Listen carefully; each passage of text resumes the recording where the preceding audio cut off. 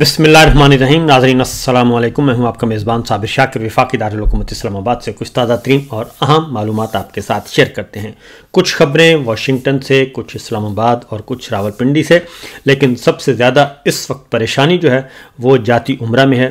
वो नवाज शरीफ साहब, शहबाज शरीफ साहब, मरीम साहबा, शरीफ फैमिली बहुत ज़्यादा परेशान है और उनके साथ जुड़े हुए कुछ लोग भी, क्योंकि उन्हें अपना अंजाम इंतहाई बदतरीन नज़र आ रहा है। उसकी वजह यह है कि ये जाली निज़ाम चल नहीं सका और अब इंटरनल और एक्सटर्नल प्रेशर की वजह से अब ये सोच कम अज़ कम पैदा हो गई है। बल्कि मैं कहूँगा कि दाखिली तौर पे जो प्रेशर है, क्योंकि पाकिस्तान स्टक हुआ है, कहीं से भी कोई अच्छी खबर नहीं आ रही। कहने को आप जो मर्ज़ी कहते रहें, इश्तिहारात आप मीडिया को करोड़ों रुपए के दे दें, टेलीविज़न चैनल पे इश्तिहारात छपवा लें, डिजिटल मीडिया में पैसा बांट दें और इलेक्ट्रॉनिक मीडिया में पैसा बांट दें, इससे बयानिया भी नहीं बनेगा और इससे परसेप्शन भी ठीक नहीं होगा। और सबसे बड़ी बात यह है कि जो ज़मीनी हक़ाइक़ हैं वो तब्दील नहीं हो सकते।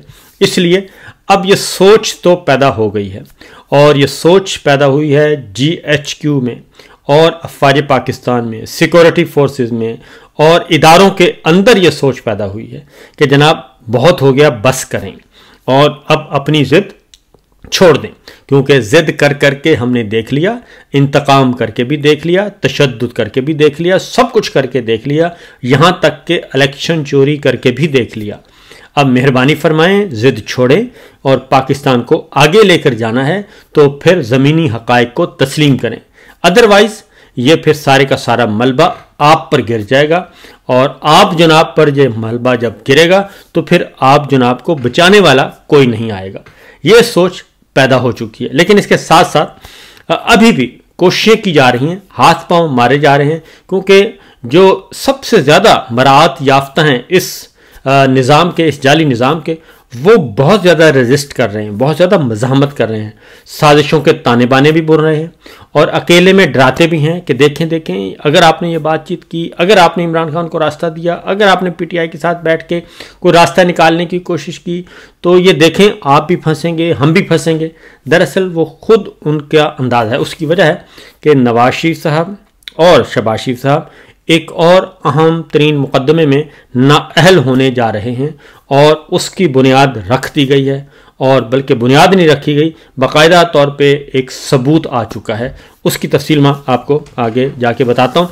तो पहले ज़रा चलते हैं सुप्रीम कोर्ट ऑफ पाकिस्तान में। अब जैसे ही कोई मुकदमा पता चलता है कि 26वीं आइनी तरमीम के बावजूद ये चीज़ें हाथ से निकलती जा रही हैं तो फ़ौरन खलबली मच जाती है। मशहूर ज़माना केस जो कि आर्टिकल 191 और 191A की तशरीह का था, वो मामला अब ज़रा थोड़ा सा ज़्यादा संजीदा हो गया है। कल फिर उसकी समाअत थी और सुप्रीम कोर्ट ने तौहीन अदालत केस की समाअत की और एडिशनल रजिस्ट्रार, जिनको फौरी तौर पर OST बना दिया गया था, नज़र अब्बास, उनसे तहरीरी जवाब तलब कर लिया है। अटॉर्नी जनरल भी तशरीफ़ लाए और उन्होंने एतराज़ आयद किया कि जनाब जो अदालती मुआवन मुकर्रर किए हैं वो 26वीं आइनी तरमीम में, 26वीं गैर आइनी तरमीम में वो पेटिशनर हैं, हामिद खान साहब वगैरह।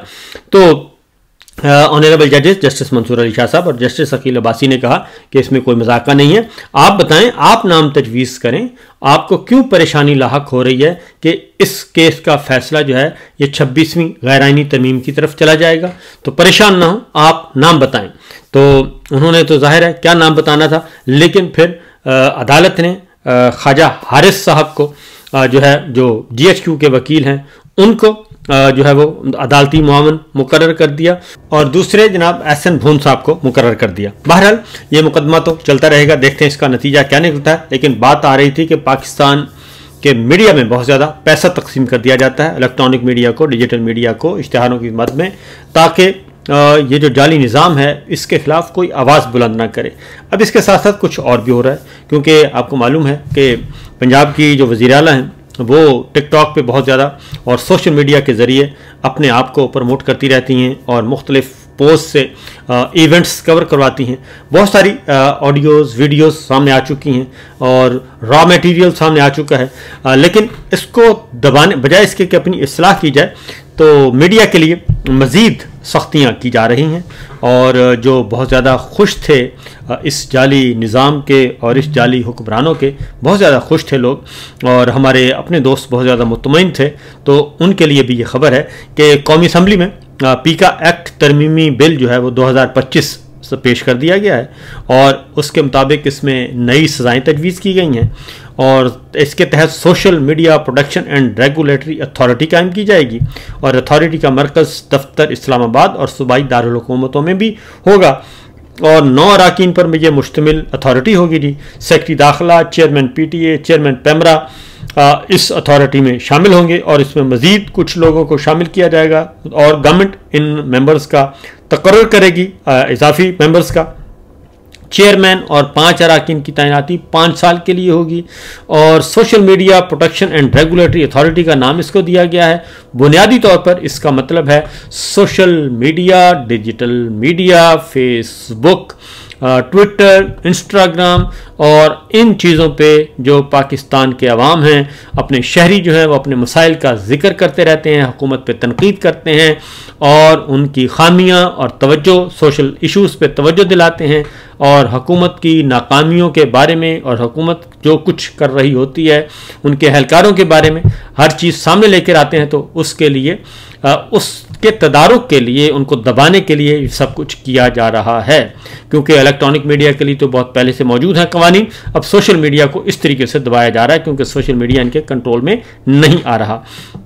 तो इसमें 5 अरकान में 10 साल तजर्बा रखने वाला सहाफ़ी, सॉफ्टवेयर इंजीनियर भी शामिल होगा, जाहिर है। और यहाँ पे फिर ब्राइब किया जाएगा लोगों को, और ओहदे तकसीम किए जाएंगे, और तकसीम करने के बाद फिर आगे अपनी मर्जी के फिर फैसले भी लिए जाएंगे। इस तरमीमी बिल के मुताबिक जी फेक न्यूज़ पर पीका एक्ट के तहत 3 साल कैद और 20 लाख रुपए जुर्माना जो है वो भी या फिर दोनों सजाएं दी जा सकेंगी।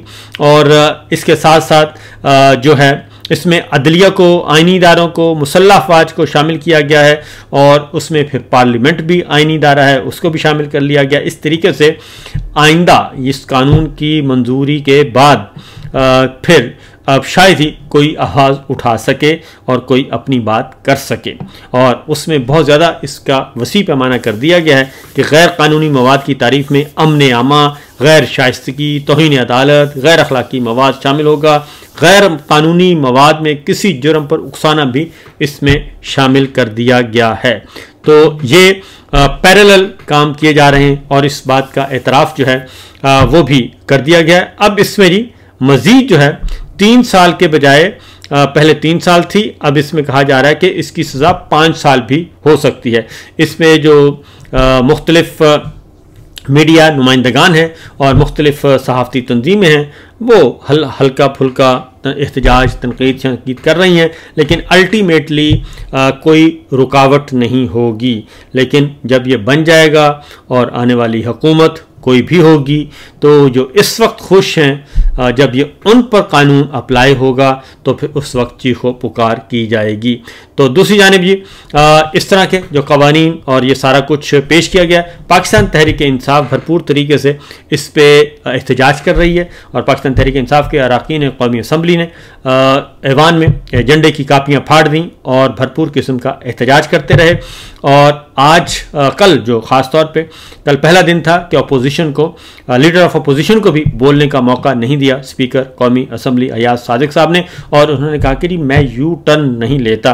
तो ये मुज़ाकराती कमेटी के सरबराह का हाल है जो कि इस वक्त कौमी असम्बली में अपोजिशन को, पाकिस्तान तहरीक इंसाफ को, सुन्नी इत्तेहाद कौंसिल को, महमूद खान अफजई साहब को, सबको दबाया हुआ है और उनको बोलने का ही मौका नहीं दे रहे।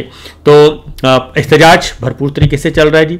गोली किसने चलाई, गोली क्यों चलाई, ये पूछा जा रहा है सवाल, और इमरान खान साहब की रिहाई के मुतालबा किया जा रहा है। जुडिशल कमीशन के क़याम का मुतालबा किया जा रहा है 9 मई का, 26 नवंबर का, और पाकिस्तान तहरीक इंसाफ की तरफ से एक स्लोगन आया है जी, और वो स्लोगन है नो कमीशन नो निगोसिएशन। तो यह है, यानी कि जुडिशल कमीशन नहीं तो फिर मुज़ाकरात भी नहीं। अब आगे एक और सवाल की तरफ बढ़ते हैं, एक और ख़बर की तरफ, और वो है मलक रियाज साहब का मामला। मलक रियाज साहब को बुलाने की, मलक रियाज साहब को बुलाना है डॉक्टर शहबाज गिल का और इमरान रियाज खान का कि जी इनको हम लेकर आएंगे पाकिस्तान और हम इंटरनेशनल सतह पे राब्ते में हैं। लेकिन हमारे पास जो ख़बर है जी वो ख़बर बड़ी दिलचस्प है और वो ये है कि ना ही डॉक्टर शहबाज गिल को ये भी उनकी दस्तरस से बहुत दूर हैं और डॉक्टर शहबाज गिल इस वक्त अमेरिका में हैं और उनके पास वो असाइलम पे भी नहीं है और वो ग्रीन कार्ड होल्डर हैं, वो वहाँ पे मौजूद हैं और अपनी ज़िंदगी मामूल के मुताबिक गुजार रहे हैं। लिहाजा इस बात का कोई चांस नहीं है, कोई इम्कान नहीं है। और डॉक्टर शहबाज गिल के बारे में आपको बता दूं कि उनके ख़िलाफ़ काफ़ी शिकायत भी पहुंचाई जा रही हैं अपने मनपसंद अफराद के हाथों से इमरान खान के तक, ताकि उनको पाकिस्तान तहरीक इंसाफ से डिसएसोसिएट किया जा सके, लेकिन इमरान खान साहब नहीं माने। और इमरान रियाज खान वो भी ज़ाहिर है जहाँ भी हैं खुश हैं, मुतमईन हैं और महफूज हैं, उनको भी वापस नहीं लाया जा सकेगा।